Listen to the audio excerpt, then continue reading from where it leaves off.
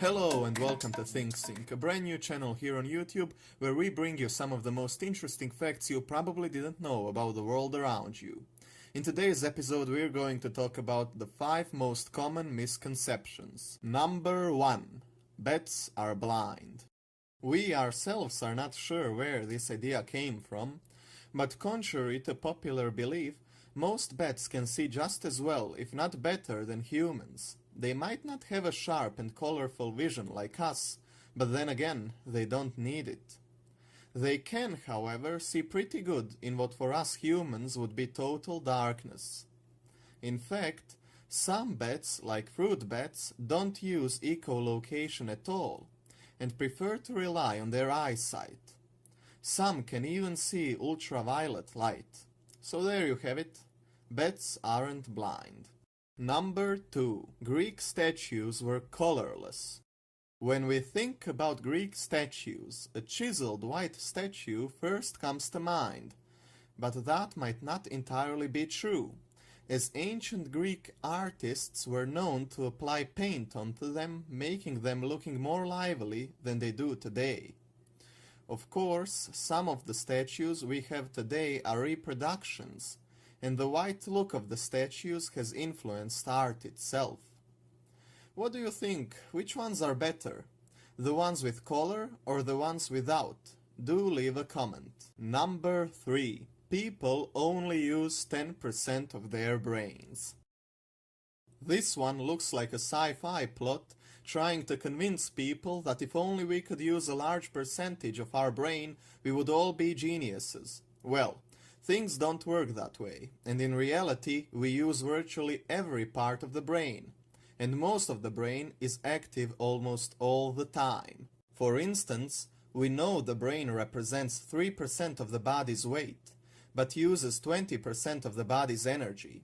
The brain, after all, is responsible for every action you take, be it conscious or unconscious in nature. Even in sleep, areas such as the frontal cortex, which controls things like higher level of thinking and self-awareness, are all active. So no, it would seem we do use our brain to the fullest. Number 4. Napoleon was short. Napoleon Bonaparte was actually about average in height for his time, standing at about 170 centimeters. Apparently, Napoleon preferred to surround himself with very tall soldiers, who were required to be at least 183 centimeters tall. And these members of his personal guard made him look short in comparison. Napoleon was even named Le Petit Caporal, often translated as Little Corporal, even though it was a term of affection rather than a description of his height. Number 5. Mercury, being the closest to the Sun, is the hottest.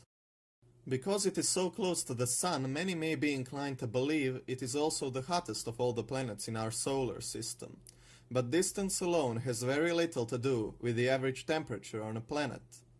The hottest planet in our solar system is actually Venus, mostly because of its atmosphere, which is composed primarily of carbon dioxide. It is also much denser than that of the Earth. As sunlight passes through the atmosphere, it heats up the surface of Venus. Most of this heat cannot escape back into space because it is blocked by the very thick atmosphere of Venus. That heat then becomes trapped and builds up to extremely high temperatures. This process of trapping heat in the atmosphere is called the greenhouse effect. That's why Venus, with its average temperature of 462 degrees Celsius, is considered the hottest planet in our solar system, especially when compared to Mercury with its average temperature of 167 degrees Celsius. And that would be all for today, dear viewers. Thank you very much for watching, and don't forget to hit that like and subscribe button if you like what you saw and want to be notified as soon as our next episode comes out. Have a nice day and see you next time.